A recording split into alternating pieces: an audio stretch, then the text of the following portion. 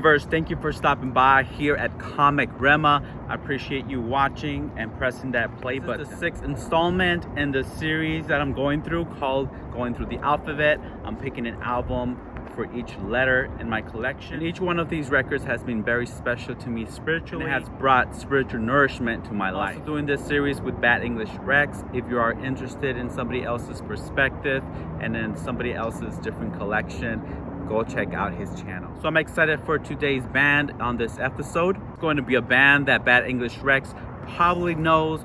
This band was a metalcore band from Iowa here in the United States. They released about 6 full-length albums and 2 EPs in their lifespan. And today's album, I'm going to focus on their debut album. Today's Ekklesia. Ekklesia is the Greek word for an assembly of God's people, or the Greek word for church.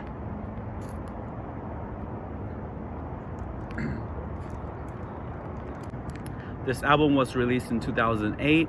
I believe I found out about this band around 2009 and 2010 through this website called Come and Live. Come and Live was a great website for me. It gave me a new perspective of new Christian bands with different sets of genres that was not my go-to music. One of the albums from that page that I was really interested in was an album by Mattie Montgomery. The album was called When the Sons Become Fathers. It was a very potent and powerful album, and I soon found out that he was the frontman for a heavy metal band called For Today. When For Today released this record, Mattie Montgomery was their second vocalist, and on this record, actually their first vocalist actually makes a guest appearance on 2 songs. The artwork is beautiful. It's beautiful, as you can see. I'm gonna put a picture here. One of the things that For Today has always stuck with me is that For Today was one of those bands that were really outspoken in their faith, and they are a Christian metal band. Through my listening experience, when I've heard different and various Christian metal bands, they usually start off as a Christian metal band and then later on kind of remove that label from them. This album has 10 songs, 2 are instrumental, so in reality there's 8 songs with 2 instrumental tracks. The first song that you heard in this video is the introduction into this album. It is a sweet, beautiful instrumental. And then in the middle of the album you have another instrumental which has that division between the 2 sides of the LP. Some of the vocals on this album is really hard to understand unless you are a constant listener of heavy metal music, which sometimes it's really hard to understand their lyrics.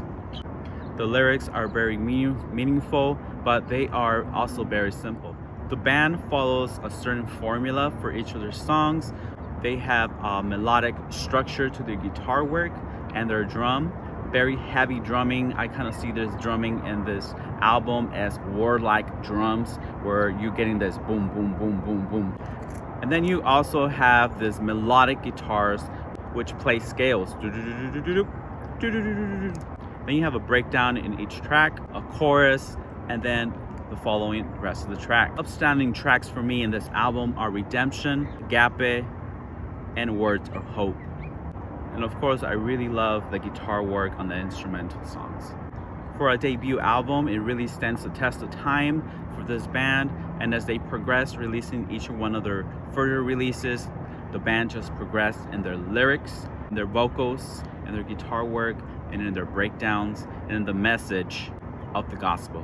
And as the band progressed, they started off with a Facedown Records, which is a record company that focuses on Christian metalcore bands and Christian core bands.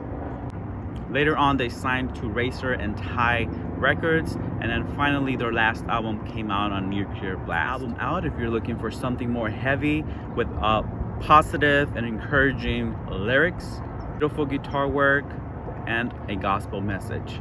If you want to start off with something a little more radio friendly, start off with the song Redemption.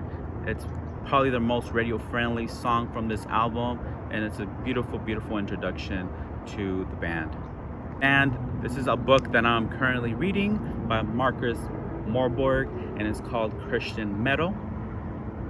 history, ideology, and scene. Mr. Finglish, I'm not sure if you're familiar, but this author is from Finland. It's from the university at Turku, Finland, the Abo Academy University. I cannot talk about Mattie Montgomery. A lot of his inspirational work has been a blessing to me, of what he's brought into music culture and the way he has spread out and has spread the gospel.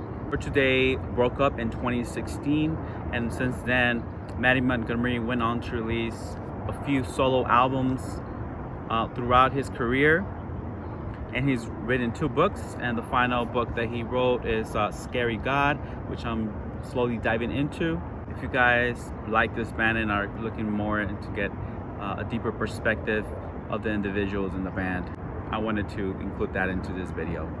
Once again, I will leave you guys with some samples. I hope you are in peace with yourself and in peace with others. God bless you during these tough times and chaotic times. Don't forget to vote, share your voice. God bless you, and I'll see you on the next one. God bless.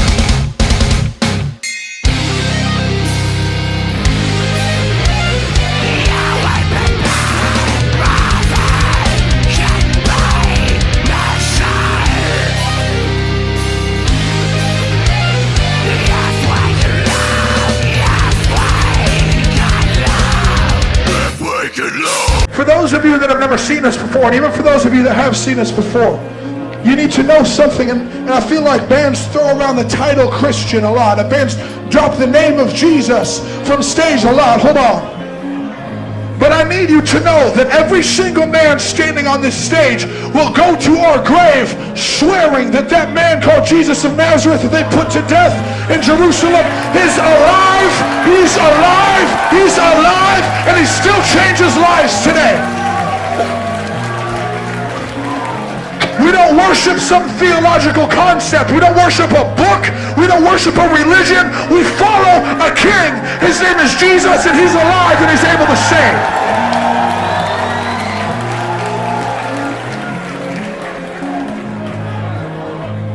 And so when we see pictures of that man just broken, beaten, and bloody hanging on that cross with the crown of thorns on his head and the stripes on his back, man, you better believe that that's not how he looks right now. You better believe that that's not how he's going to look the next time you see him, regardless of what you believe. And so, I come here to say that Jesus Christ himself walked into hell, and he walked into death, and he broke the chains, and he came back to life again for anybody. For anybody in this place that's sick and tired of being harassed by hell, sick and tired of being harassed by death and corruption and decay. The resurrection of Christ signifies that I don't have to live in death anymore because my King didn't put up with it. So we come to this place not looking for perfect people. We come to this place looking for people that are sick of hell in their life, who are sick of death in their life, who are looking for hope. And I believe with everything in me that there was hope in one man, the one man that was able to beat the grave once and for all, our King called Jesus the Christ.